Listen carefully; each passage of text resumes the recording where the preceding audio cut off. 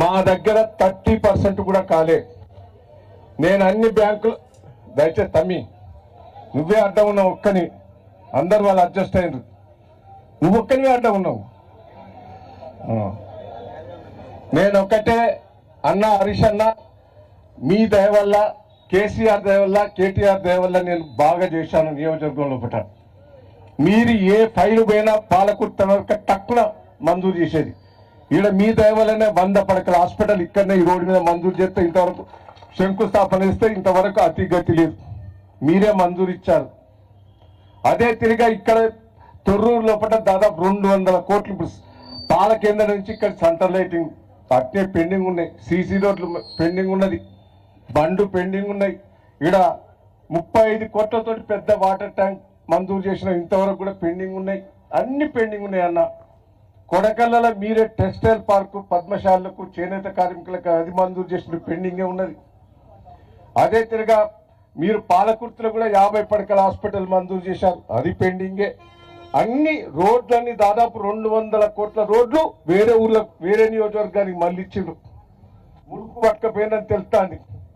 అన్ని కూడా మొత్తం అంతకుముందు నేను ఎమ్మెల్యే కాకముందు ఈ ఆగమా కేసీఆర్ గారు రాకముందు పాలకుర్తి నియోజకవర్గం ఎడారి, దేవురులో పోయినా కరువు, పాలకుర్తిలో కరువే, తొర్రూరు కరువే, పెదవంగర కరువే,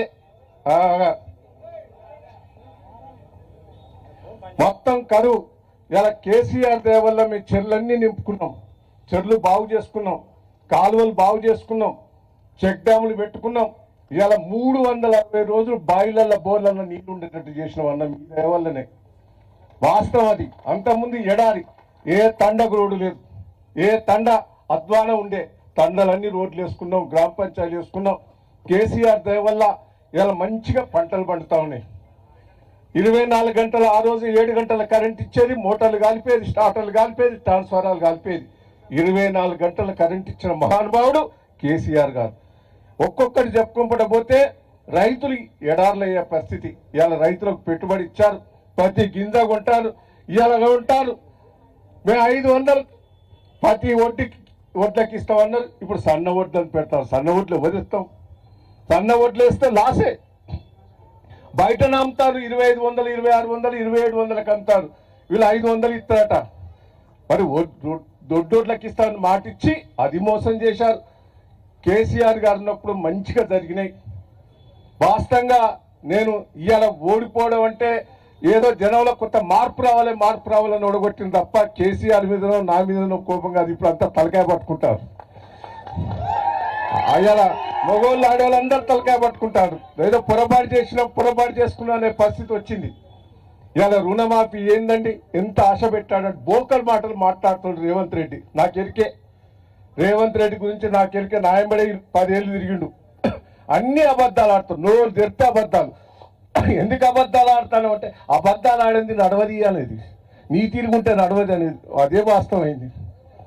అబద్ధాలు చెప్పి బోకర్ మాటలు చేసి బ్లాక్ మెయిల్ చేసి ఇలా సీఎం అయిండు. ఆ సీఎం అయిన తర్వాత మంచిగా ఉండాలి కదా, ఓ కుర్చీ మీద కూర్చున్నందుకైనా మంచిగా ఉండాలి కదా. ఇంకా ఎక్కువ అబద్ధాలు ఆడతాడు.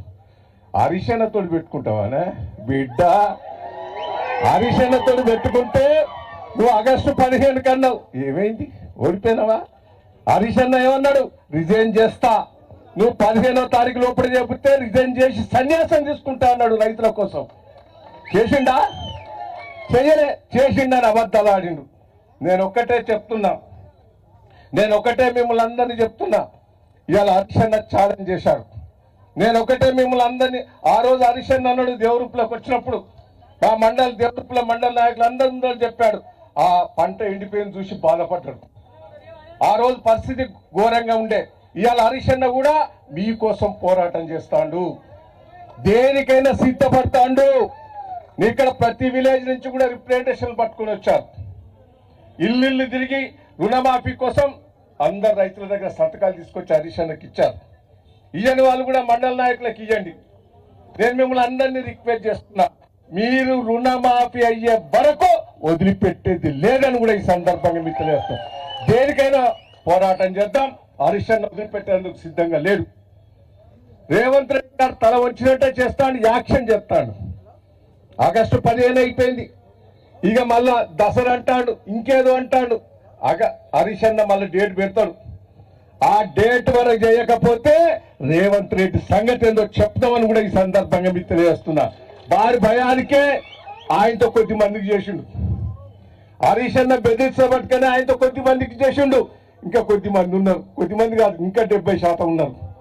నేను హరీష్ అన్నకు చెప్తున్నా, రాష్ట్రంలో ఏం కానీ పాలకుర్తి నియోజకవర్గం మొదటి మిమ్మల్ని పిలిచి ఈ ధర్నాలో పాల్గొన, మాది పాలకుర్తి నియోజకవర్గంలో మీకు